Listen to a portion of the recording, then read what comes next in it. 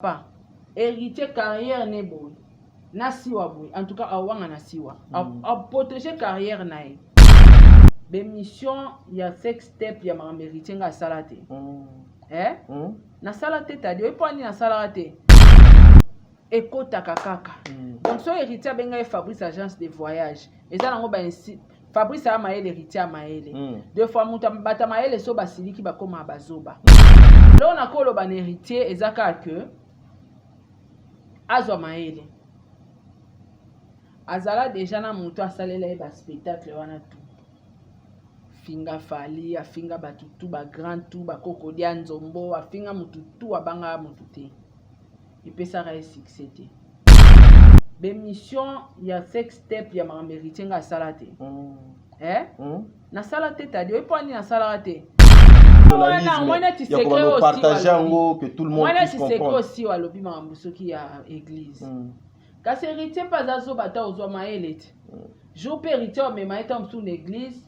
Héritier baby que je peux ba ozo l'éternel te ba obeba na bébé éternel kuta kenda oui bébé éternel. Karashika. Vous êtes sur Top Media TV. Voilà, merci Bandeko Balandi à Sarato la télévision, Bandeko Balandi à Top Media Télévision, Bino Baye Bolingaka, émission au les codes de bonne conduite. Merci, il est temps de vous informer, il est temps de vous apporter des bonnes choses. Makambu o Bino Bolingaka Mingi. Je pense que Salaki émission na Mama Sarato la awa, il y a ba analyse au ezo par rapport à ba actualité au ezo koleka na ba réseaux sociaux. Notre émission est Silaki Pena Nyonso complètement parce que temps et Banaki Kosala et Bisoto Kata. Voilà pourquoi aujourd'hui on vous amène encore deuxième numéro. Il y a même émission au Ezo les cas déjà Nabanda Kunabino. Mais ici, supportez-moi et puis supportez aussi Sarah parce que les 4 vérités au Sarah à la Katia Lobi Azokobi Misango. Na deuxième partie, il y a émission au Bisika Boni au Boko comprendre Makambu et belé. Na Esika na Kati il y a émission au Tokoluka au Etali Makambu ya ki pédophilie. O ezoko régner entre musicien oyo na musicien oyo yango moko do monaka musicien oyo azogangela oyo moyen à répondre exact parce que ayebi soki à répondre babuzo banaye et kobima aujourd'hui pe kaka na même émission otokoluka moeto solo encore une fois je nazoko s'appuyer justement kana makambu oyo bandeko na biso bazokoloba sur ce qui concerne il paraît que orchestre ya héritier Watanabe ezalaka orchestre ya gouvernement na sens ni na ndenge nini orchestre wana comment orchestre ya gouvernement Saratola ana 4 vérités toko kinepe musika na maloba moko ya ndeko na ngai pe kaka fifisi wa alobaki awa alobi ete nani ayebisi bino ke Fabrice Tinenga zabongo akotika la bien éternel un jour sex tap nae ekotika la kobimate. Pourquoi ce genre de propos? Pourquoi Makambwana et Lobamaki? Est-ce que bazoko préméditer déjà quelque chose moko ya bongo? Est-ce que qu'est-ce qui est caché derrière tout ça? Ensemble na émission Oyo Bandeko Balandi bokozwa 4 vérités au Sarah Lobby. Je veux essayer de répondre pour que tout le monde ya ko sauver quand même musique ya mboka na biso ba musicien na biso bazo sala mosala ebele to kolinga tete to mona ba personnalité na bango ezalaka bafoué héritier Fabrigaz Werason Jibem Piana Kofi Olomide Fali Poupa bango nyonso bazali ba papa o bazoko simba drapeau ya mboka o. Un grand merci na ba meilleure fan du monde, un grand merci na maman Bijou Ketani Obonga na papa Jean-Pascal Leka, un grand merci à maman Zozo la femme de papa Noé Mabakala Nzinga, maman Deborah Lubanda Kilo Amera Calgary, maman Yvette Mbangu, un grand merci na ba meilleure fan du monde, président bébé, maman Nathalie Nana Moussibou, un grand merci aussi à Angelos, merci beaucoup Angelo Ankolo, un grand merci à maman Makia Lakumba, un grand merci à maman Fatou, un grand merci na général KS, un grand merci na Azir, na fondation Saratola, na J Magique Adassa, Bisika Boni Basi Bazoko Zoa formé. Un grand merci aussi à Nana Takaza, Sozana Bezoko Mam Sulupanks, Pap Sulupanks, au contacté ba numéro o Ezana Sewana, bien que Mikolo Oyo. tozali meki un peu stoppé par rapport à la demande de l'équipe belé. Un grand merci aussi à la maison o ezoko yamba biso awa parce que ndaku o e yambi biso ezali ndaku o yo bongni papa Diego Milito afanda awa avec toute sa famille. Je dis un grand merci à lui parce que n'était lui peut-être accès à ndaku et kozalate. Je m'en vais directement pour saluer Saratola et puis mes colos il est question nazo répondre nazo koteka. Moi si ndé musala, moi si ndé respect, moi si ndé personnalité, moi si ndé il faut yebanini, il faut ça là. Voilà pourquoi je vous appelle tous des femmes averties. Je vous aime beaucoup. Ah ouais, to banda et émission avec Saratola, la tola, mbote. Mbote tadi mbote na balandi nyonso ya Saratola TV, mbote pe na balandi nyonso ya Top Média Télévision, en tout cas, la meilleure fan du monde. On a Pessibino Mbote, Bambote na Tata Po FAP4, ma grande sœur chérie, Bambote na président bébé, la présidente maman Nathalie, Bambote na maman Gina Amato, ma papa Aaron Amato, le prince de Dubaï, et Bambote Belé na Melia Mweba, la private de Orlando Domingos, Jenny Beta Industriel, moi c'est à Pembe, moi c'est Arrange, na Pessio Mbote. Mbote na président Charles Tamboé, mbote na papa Diego Milito, l'homme selon mon cœur, mbote belé les sous na ba meilleur fan du monde, ba vrai na nyonso en général, apesi bino mbote. En tout cas, Bambote Penayo, t'as dit merci. Na bonne dérive pensée qui derrière la caméra, Ferdinand Bouchouale, na Pessi et Pembote. Voilà, ngana Pessi Mbote, Perico Kombo nae, maman Nathalie, Nana Monsibu, Oyo Kombo nango Jenny Beta Industriel. Nga pe na comment ça va Kombo. Et puis Peric Jenny Beta Industriel ango. Jenny Beta. Oyo, ya rouge na onde maman Nathalie la présidente. Parce que déjà, na mona qui président bébé déjà c'est au pesa qui Peric a président bébé. Déjà c'est au pesa qui est. C'est comment fait Yé azana makambo bena. Voilà. Sarah to zongi lisusu awa sur ce sujet, il y a des musiciens, ça fait trop mal et puis excusez souffrez hein, supportez-moi comme ça Sarah to là parce que yo pose ali moi si il y a musicien lobby nzambe a pour ça la grâce papa a kozwa esika odonge sengeni parce que ozali maman présidente. OK. Quand tu regardes la télé, quand tu vois tout ce qui entoure le musicien à travers les journalistes, tu te dis quoi Sarah parce que toi aussi tu étais dans le milieu où il y a des journalistes. Et oyamina na poste ni pona oloba bien. Ah ouais, yonanga to sala ba analyse. Te loba bien parce que kotisi komba maman présidente ya oyambinga na concept. Non. Ngana yambi yo a lokola une consoeur à moi to sala analyse par rapport il y a ba actualité na musala o biso tozo ko sala na place publique. Mais cela aussi ne m'empêche pas ya koloba ete yo zali maman présidente parce que je connais ton nom azali na groupe oyo ezo ko accompagner. OK. Merci. Yo pour uta na banzela wana. OK. Quand tu regardes tout, tu te dis quoi? Tozongi nanu kaka na guerre o tozanango actuellement la guerre médiatique oyo. Mais ça barando na bango tadi, ça barando na bango na to loba. Tokoye bango te, tokolo na loba neti nini parce que barando ba musicien toye bango te bima kaka même tu eza na ona sisi toye bandeni. Et ça barando na bango to kota kuna ndeni pona oyeba. Mais na mokili to mona ke ye bazana problème. Voilà, ye bazana problème. Lokola ye bazana problème. Rôle pena ya chroniqueur, journaliste, mutu oyo azali censé ya kopé sa lumière. Ezali nini pendant que tu vois tes deux frères bazali nabarando quand tu eriozoya, tu vas apporter quoi? Les insultes? La paix. Les insultes, justement, la paix ou les orientations? La paix, justement. Oyana la paix. Et la paix tu fais juste ton boulot au travailler. On dirait média nabiso en ligne oyo na ba média bata TV média en clair en clair na mona lokola baebaka importance ya ko travailler to ko collaborer na musicien te. Donc, pour travailler dans la musique, il faut savoir mission. Au fin, bateau bana rando na leader nao. C'est ça qu'on travaille. Laisse-moi te dire, bateau ba contredire nga balaxi nga ba preuve. Et ça la montouté ou à travailler dans l'orchestre héritier à moi si pour les kangazate.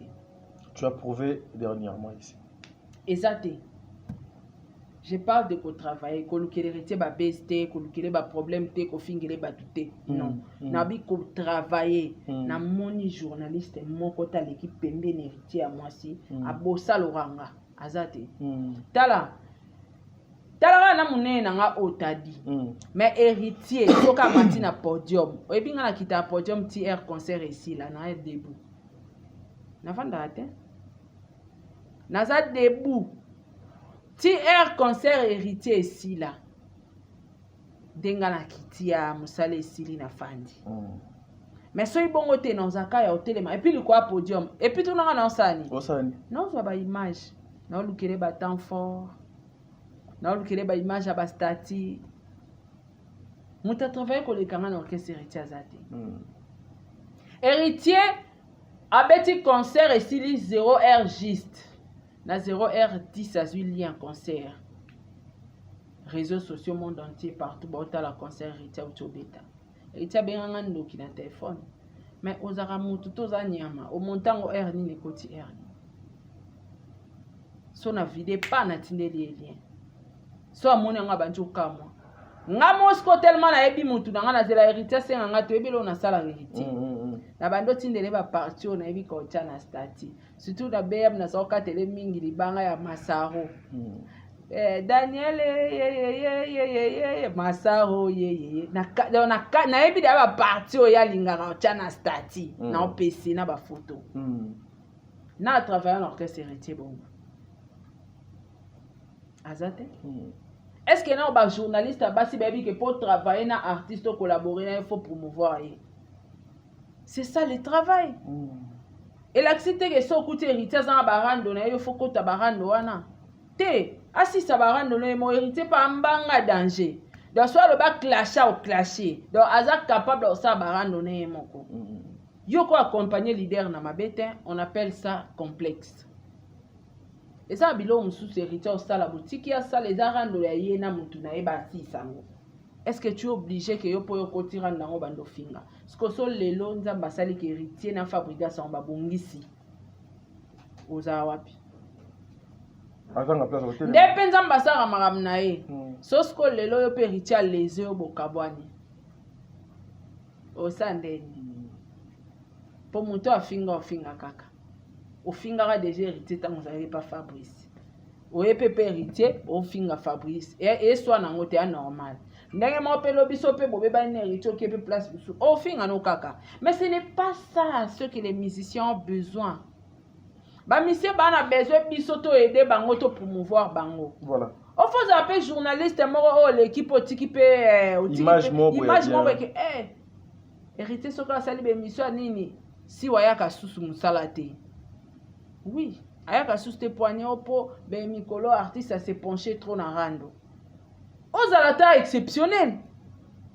Ozalata exceptionnel que a journaliste mora bundara pona boya leader na a sala ba clash yango atiki musala. Et osala bien. Binosko batu botangela ngwata classe na éviter définition et journaliste ya ranino. Po biso to abata pétage. Ce qu'on a tout dans ta batangé dans nos classes. Baba tu l'as en commentaire. Oui. Est-ce que journaliste là qu'ici tu es obligé ya okota barando ya artiste? Est-ce que vous êtes obligé à refinir la musicien battu?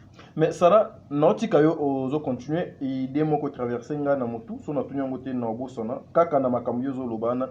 Boni o uti ko loba awa ke biso ba journaliste na ba chroniqueur souvent to yaka kolukela ba musicien ba problème ba rando to kota bango na ba problème mais pendant que ndeti pona makambo biso tozo lobela moi je nazwa temps ya koyoka Fabrigaz ko chrétien directement pe héritier watanabe que a répétaka na chantier ya pe ko sekaye lisusu ke eza ye mutu asali sex tap eza wenge mutu asali sex tap te ezali mwana wenge et puis tolongwe pe lisusu wana ndeti cessamment ici azo continuer ko sekaye que azui visa te ba pimelie visa. Est-ce que ozo mona pété que non ce sont wana ba chroniqueur te eza logique au lieu ya ko beta musique ko za la concentrer même bango moko ba leader ils sont aussi na ba n'importe quoi condamner bango te n'importe quoi na misali musique ya Congo et vivara bongo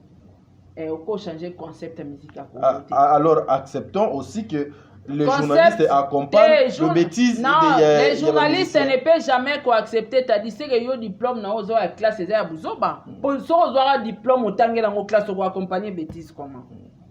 Musicien aza musicien, musique à Congo. Uta ba héritier va baya ezala ya na rando. Ba vivre na rando.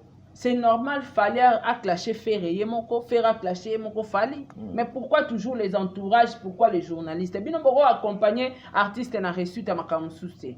Que les classes c'est pour lui. Nous c'est le travail. Nga la chaîne nanga, nga mon a clashé à Badi. Nga mon koso na clashé, je clash moi-même. Na utilisé na mututeke ne na sio na msala fingela nga mututel na meka ngote. Preuve en est moi zo sala pa nga banda mais comment ba je wana okendo répondre ba tunabi que ça soit la dernière fois mutakota arando nanga te makam nanga na gerangunga mona sisa nga moyo ye a musala zala a sala be mission soko yambanga tunanga ba question suki wana rando lange taliote siko preuve en est net boeto kabwana so afinga ba kiponanga mbele atelengani vous comprenez donc yo ke musala rando ya artiste ça te concerne en quoi? Toi tu es là pour défendre kaka orchestre, pour défendre ba musique na ye, pour propulser en pour défendre image na ye. Tout ce qui concerne ces rando ça ne te regarde pas. Yo kota kuna poani. Pourquoi? Autant l'artiste on va accompagner visionnaire autrement. Musique à Congo t'a dit sans clash ils auront un succès. Vous voyez que la musique est autokufa. Vous voyez que la musique rando kara ya bana wengende basanganaki na fali. Musique c'est ni debe zongi. Ni tete ça. Musique tonga to lobela ngote parce que actualité ngeza la te. Donc musique à Congo esenga bango na bango ba clash na rande vierando ya moi et vierambo ya moi ya clasher ne peut par rapport à 12. Yepe kuna pas répondre. C'est ça, eza ambiance à musique hein ndenge ke ndara ba polémique na bango et uta banda kala jibe na we rapé ba sala ngo. Mais yo mwana mwasi et en plus c'est une fille. Nous les femmes to komi koti salabara est-ce que barando wana bango so ba okena ngo spiritualité yo so préparer aux allez après spirituellement pour hériter so ba aller spirituellement pour se protéger sko yo physiquement na ok abi ba protéger bon spirituellement physiquement ok héritier va te protéger et spirituellement qui va te protéger? Mais déjà ma sœur Fifi si wa alobi même na moko ya ba phrase mon na utaki otala na émission ya yena ndeko nanga Mike Lokamba lobi abandaki même kokenotika Fabrice na église place oyo basambelaka église en commun ezalaka amour donc ce qui veut dire que azali azana intérêt ya koya koloba mabete na etali Fabrice mais c'est plutôt azoko expliquer mokili l'hypocrisie ezo régner tout autour ya Fabrice. Il y a qu'à expliquer l'hypocrisie à Fabregas. Si ou elle est hypocrite aussi. Hein? Hypocrite parce qu'elle a la vérité. Non, rien à voir avec elle. Mais elle est hypocrite. Elle a été toujours derrière Bate Belé au Bafinga dans les réseaux sociaux récemment. Je suis au courant. Nga soza hypocrite. Nga pe na olata poso ka hypocrisie. Non, c'est qui sont na hypocrisie. Na ebi ke yé azar mutu nangati. Je vis comme ça. L'hypocrisie, il y a Fabregas, bako lobela ngote, bako marteler sur yangote parce que tout le monde est hypocrite. N'a pas ce exemple. Héritier ngana eto sola na WhatsApp. Non, ta ele tala makamba lobi d'internet, tala banana ba ofinganga. Bazo annoncer que ngana longwe. Mais ya sola nanga makamu susu. C'est l'hypocrisie. Akokai ku faire arrêter ngo. Sora sepela na ba émission ngana kente. Akoka komelanga parce que komelanga souvent. Sarah, dans mon lit, marché bien, na ligne son orchestre nangate. Voilà. Pour me protéger tant que sa sœur, de peur que Moukile le batro. Vous comprenez? Mais, atikari quand même, basalanga ou baroko salanga. Donc tout le monde est hypocrite. Voilà. Pourquoi comme marteler sur hypocrisie? Siwa aussi, elle est hypocrite. Mais lorsque Siwa dit, pendant tout ce temps, Tant va juger Fabregas hypocrite. Pourquoi? Parce que soit moni makamususu, a mon moyen le bango ezate, a le bango autrement, tout fois je l'ango temps pour ya quoi non sango. Mais oui que héritier peut balobaraza insolent, il est trop impoli. Oui pourquoi yaka? C'est pareil avec moi. So na moni likambo. T'as dit ozwa maloba en vrague. Na o gérer te kende na lobele boy fona longola la o eko choqué na i o eko choqué na lobaka ndengeza. Et puis na oganga à haute voix. Vous comprenez? Et ça, c'est ma nature. Et ça, nature peut y héritier. Pourquoi ça, on s'est basé sur l'hypocrisie à faire? Parce que nous avons même takeli bango mon un comportement nae. Et puis mon tout namta ça na nenge agissement agisaka. Pour moi la cause là, tadia finginga, tadia ibinge loko. Ngana lobano ka boue même na miso abatu. Est-ce que autant msusu yé kota Diego? Ah mon aki t'as dit pas ça moi na mobali, aza responsable. Par rapport à bateau baza awa so na kangie moyibi na miso bateau esa bien tena zela bateau ba kena solane na calme biso mibale wana sko benga ngo hypocrisie non et ça sagesse na façon à agir na peut-être Fabrice agissera na nenga ki bomoto na nenga ki mayele mais héritier ne contrôle pas hein héritier au fingot a contrôler a ganga makasi. Mais Fabrice agisaka sagement, azo réfléchir dans Sarah ça les locaux, na limbise premier tour. Tant souya na motema pardonner, que muta salié m'a pas pardonné dans premier tour, à comment observer ce qui est si bateau continuer sur simbité to kati. Peut-être héritier supporter te. Ce cas pampan et inda kamba moko. Vous comprenez? Et ça n'est mon amour les canets à Ken. Et ça m'a cambié comme un dingue comment wanate. Mais comment et pourquoi? C'est sa façon d'être agissara na ebongo. Na rechange était na bano bake héritier agissara mabe. Et ça n'est pas que li nga pena agissara bongo. Parce que Fabrice a dû agir sagement. Ndé yango comme hypocrite ozo. Dès qu'on a vu ça, moi, c'est martelé solo. Déjà, tout le monde est hypocrite, Fifi. Merci. Même toi, tu es hypocrite. Même moi, on n'a pas de problème sous on a comme un rappel hypocrite. Que non, t'as la problème, on est zaboué. N'a pas le bangon bamon, boy, t'es pas choqué. N'a le bangon ciment. C'est l'hypocrisie. Merci. Mais aujourd'hui, pourquoi ils ont ça là-bas tout pas si pour Fifi Siwa lobby parce que Fifi Siwa aussi a même posé une question. Pourquoi pendant déjà, tout ce temps, pardon moment, déjà makamba lobby à l'église. Quand si bazo que l'église, sur les églises à bandoki, si ou pas zandoki. A lobby yi atikala kotonga Fabrice te soki atonga Fabrice ayebi mamune belé d'ailleurs abana même quoi accompagner une église ba keti l'église. So il est loba bi Fabrice zandoki, c'est que si ou pas zandoki.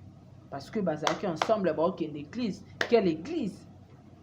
Est-ce que l'église est Jésus-Christ de Nazareth? Point d'interrogation. Moi, je trouve que c'est l'immaturité de venir à la télé. Vraiment. Il y a Roloba qui non, on a accompagner une église. Non-sens. Il y a eu des moments où on a eu des héritiers quand on a héritier. Est-ce qu'il y a un peu de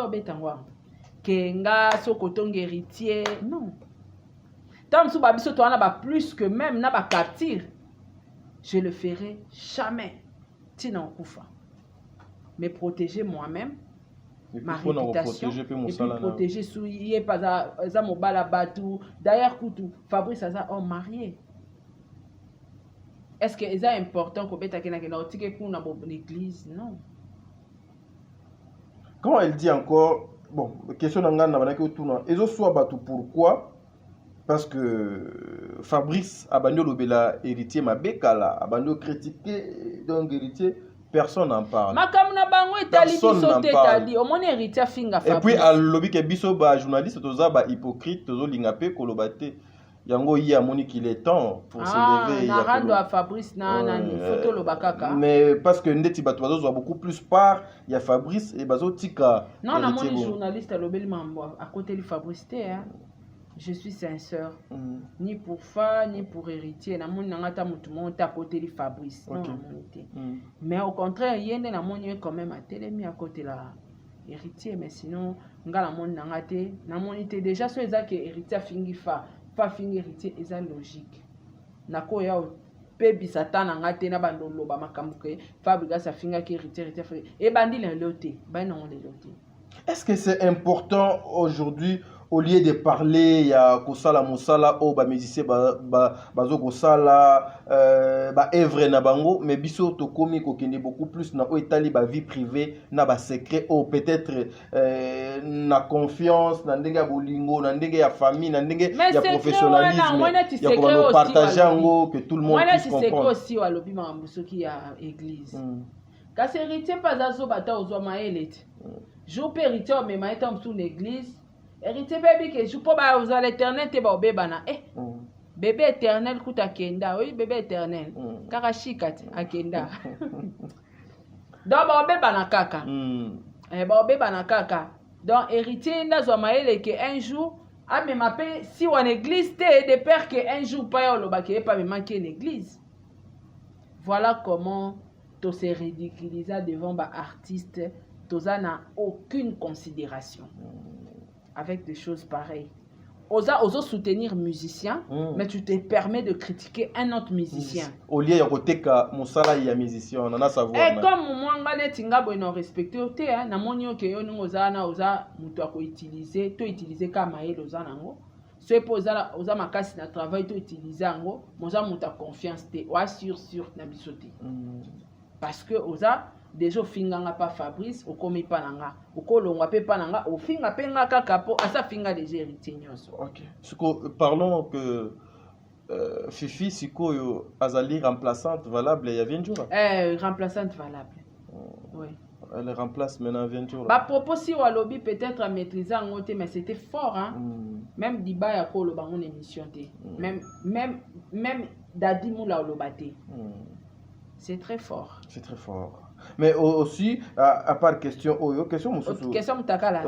Yelinga ya Moutakala. Prémédité, c'est pas parce qu'il a beaucoup insisté sur ça que non, parce que Fabrice, à ces cas, sextep, il y a héritier à ça là, il y a un côté que non, à Zui sextep, pas publié ça comme Mokili, jalousie qui mouté mama bé à Batou, bazwa ba exposa yé pour n'akoluka moins, il y a qu'on réduire mais Dieu est bon, Nzambe.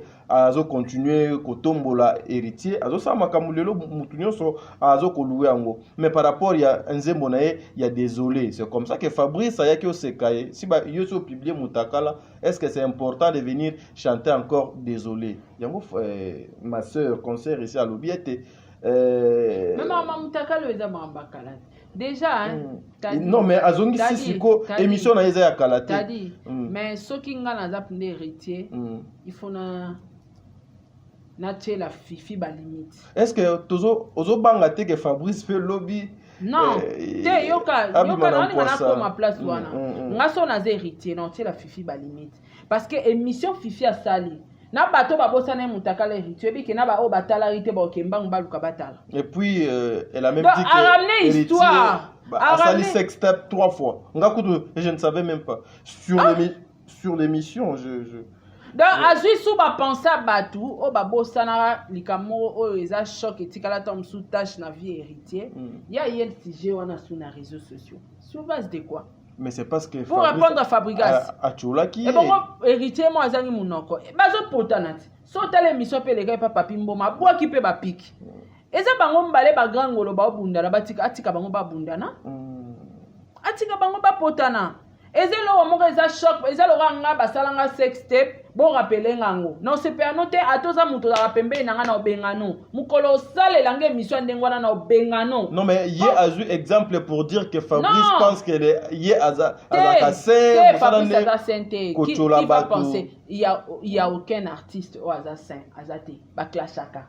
misu ba clashara poliment sagement et banate qui a clashé ma clashé misu ba clashara penda poa et bimi on se comprend mais jamais à cause de sous temps et loko est choka batu aba notali sa batu héritier ça la 3 vidéos héritier ba publia qui est héritier vidéo mutakala non déjà ça manque à respect et puis que ngai bémission ya sex step ya ma héritier nga salate na salate ta dio point na salate ezaka premièrement respect na nu yanga moko na se respectaki. Deuxièmement, na salela immaturité nanga. Troisièmement, na respectaki héritier. Et banda ndenge nini nga aza loka leki héritier ovandi sango bando ebeti sanga masolo mutakala ya grand frère. Moi te que te héritier on a respecté te. Na tikala osa émission sex step te. À chaque fois bando ya manga na émission so ekomika à partir héritier na bisie ndenge ovandi wana est-ce que olinga batu na omakamba sex step à maman na oto ya papa na o te na bisie pesanga peu respect. Héritier c'est mon grand frère. Autour n'a pas question sex step sur base de quoi? Oui, mais pourquoi n'a pas répondre bon? Respect c'est mon patron. Nako attaque pour nako défendre été parce que ils ont makamba sex step. Nako lobate. Pourquoi pas remettre ta phrase wana kara pour batutu ba yebi makambele kanara tout le monde a yebi vérité. Mais pourquoi ne pas zapper ça? Toujours dans la musique là c'est sa vie privée, n'est-ce pas? Héritier azobate.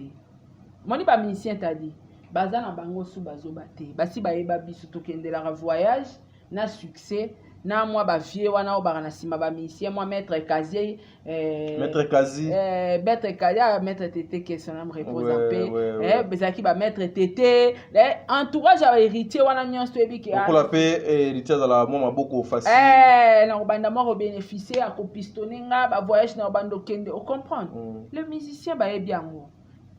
Qui pouvait croire qu'un jour a héritier bakoko au kabwana et comme appelé comme bon rankin wane kendeti prince babi azuité héritier que lukamuto azwa qui a payé mbota félicité. Qui pouvait croire à ça? Na ba éloge nyo son jour à ça l'héritier. Est-ce qu'il y aura quelqu'un qui pourra faire mieux des éloges qu'un jour l'orchestre héritier? Et puis moi, par rapport à Aura, il y a... Je ne pense pas. Il y avait Njora. Je ne pense pas. Njora ebi marketing na nenga kendele la ngobongo. Muto sala mieux que ye na bana basi azate. Mais ozomo na pété que non héritier azali na. Donc so eza kende on a biso a commis na porte-parole héritier. To ko comprendre. Mais so azaka journaliste net auto yebi à RTGA. En tout cas, ataba continuer à RTGA. Faut pas ebisaye ke abungi nzela. Mais quand makambo place wana question mon pédo yelinga excusez et ça tellement belé parce que moi je prends le temps yolanda bande konanga derrière pe ba émission to zwakape moi belé to zwakape connaissance mama kamususu to yebakate mais elle a aussi parlé d'une sacrifice ya makambo lekela ye na musala aki epa ya Fabrice pour Fabrice a lookele solution Fabrice a rejeté et puis ça y est kanda question bien yango on a besoin moi il y a certaines choses ça pèse mais si on a répondre si il paraît à Finga JB la émission RTGA avait compris que Asali Mabe babwaki libanda mais RAKI et pas yafa pour na koluka lokola papa nazala nayo koluka moi parapluie pour que oya même atana moi au secours ezalaka so moi na doit sali mabe mais era kinda kuna azwa déception selon yo en tant qu'une maman en tant que azwa déception tu appelles ça quelle réponse à Lukaji basenge pardon s'il vous plaît na si sa question nga wana peut-être les deux lignes là-bas réponse na yo je ne sais pas des réponses te parce que dans émission kasi na si ça na question nga selon yo Sarah lorsque au fingi mutu na télévision ou au critiquer et toucher na personnalité na yo batu o bazali kolo na yo bazui yo batio yo à l'écart akio ko luka mutu yo banaki o travailler na lokola parapluie na ye ayebisi zonga ka place oyo lobaki makambo wana kende ko senga pardon Fabrice il fallait à part wana asala lisusu nini oyo ekoki ko sala lokola etumbu. Oh, Fabrice a mis face à Sernaye Fifisiwa. C'est un homme qui réfléchit. Hein? Na pas wana na moni Fabrice Amaeli. Na oto ebiso awa. Musicien cause la ebi makam na ote mo fingi mutu mo boy. Tellement talika ki osala nanga. Na ki olukele solution. Mais après ba problème wana et là ta musicien wana parce que ya fingi ole yo po éduquer na ndaku yo éduquer te yo côté lié. Donc il a dit que yo posa na sima ya mafinga.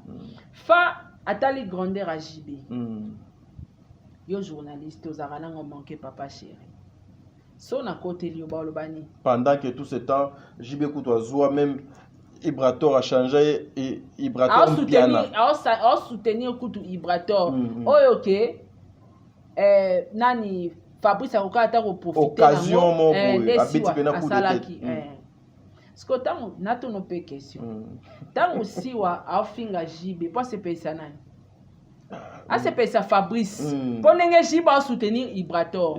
Est Fabrice mutatinda ki ya ona oloba o afinga ki ofinga kaka. Héritier na ozana conseil mo na opesi na suka. Il y a une mission au kaka. OK, tout cas les canas on comprend ta dit.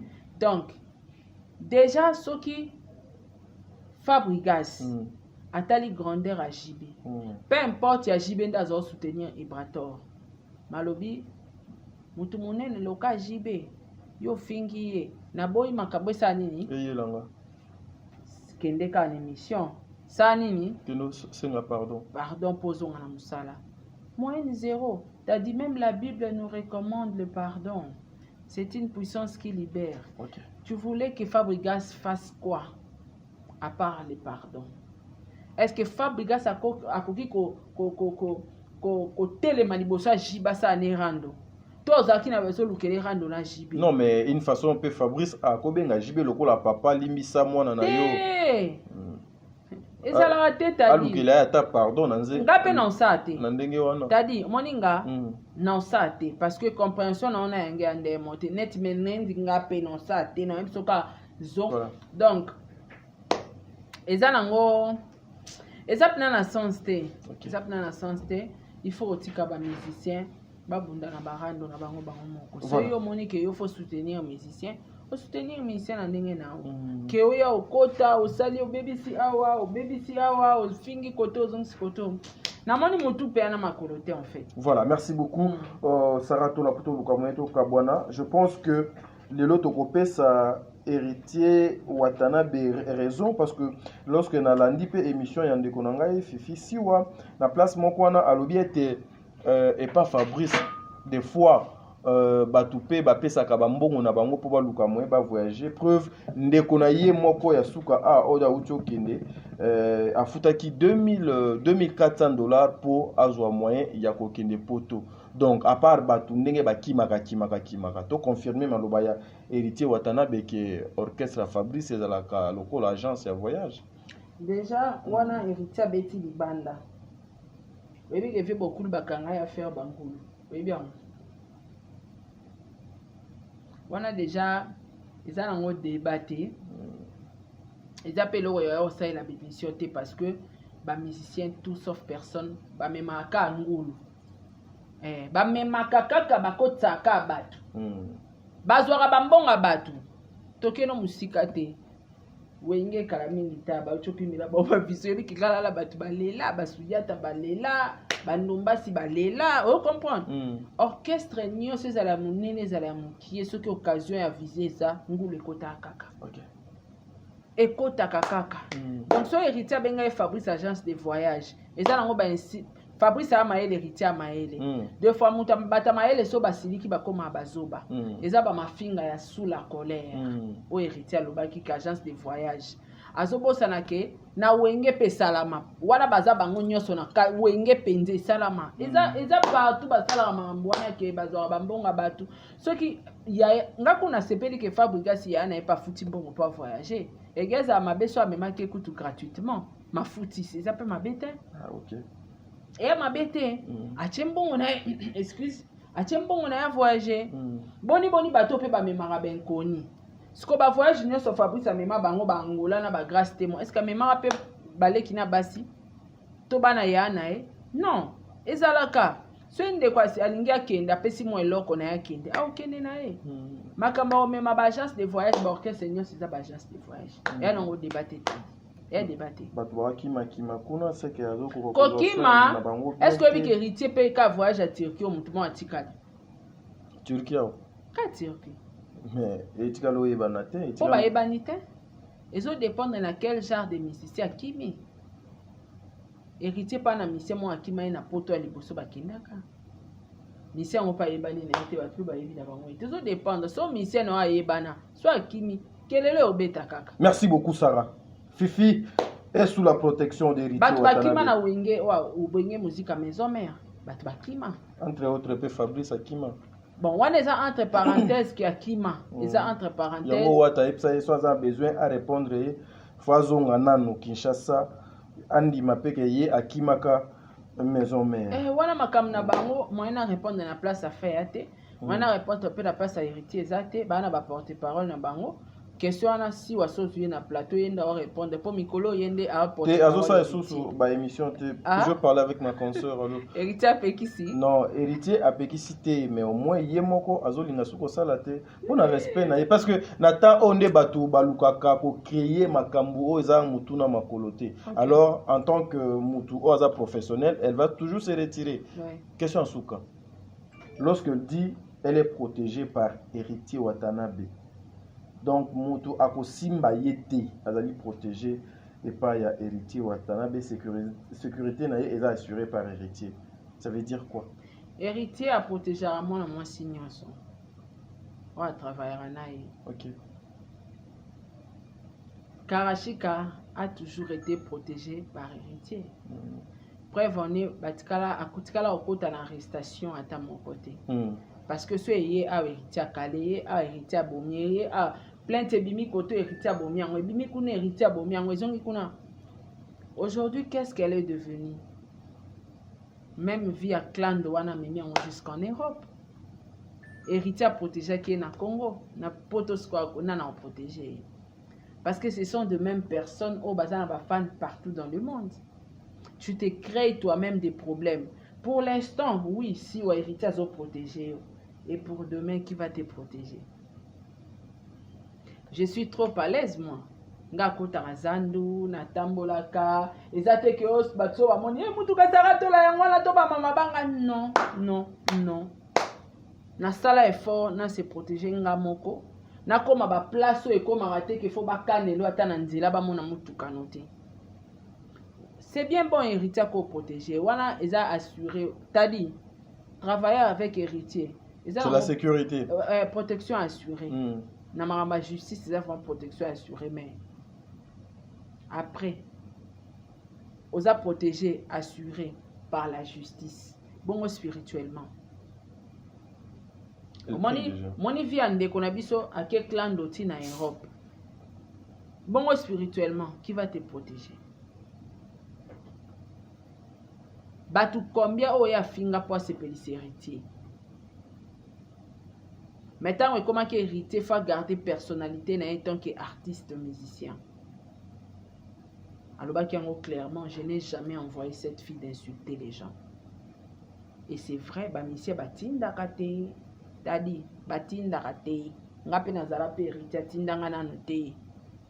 Yo moko osala ki sentiment na yo ke na tia 1 point et pas leader. Amona ke non sa musala fona fingele mutu tel.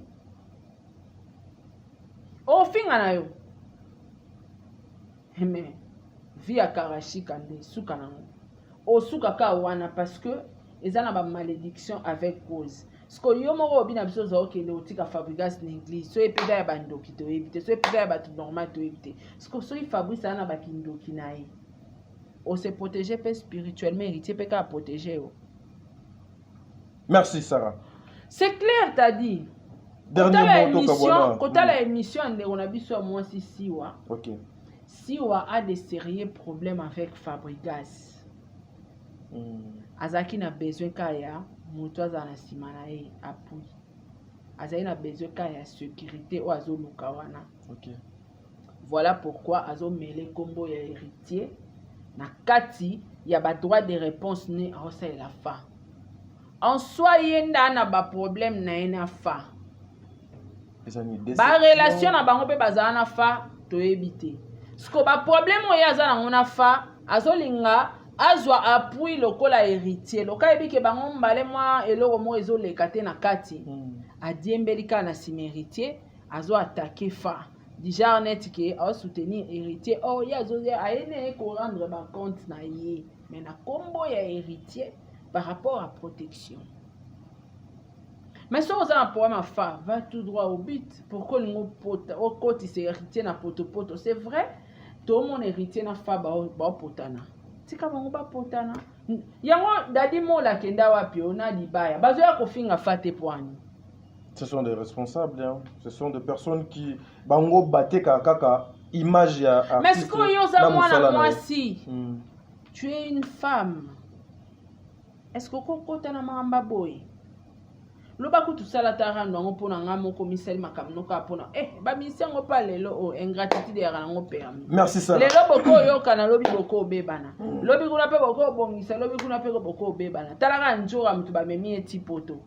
Nana ngaka ndima. Merci. Donc elo ngana webisa ka héritier bon délivre wana téléphone ngana o loba message na nga suka yo na téléphone.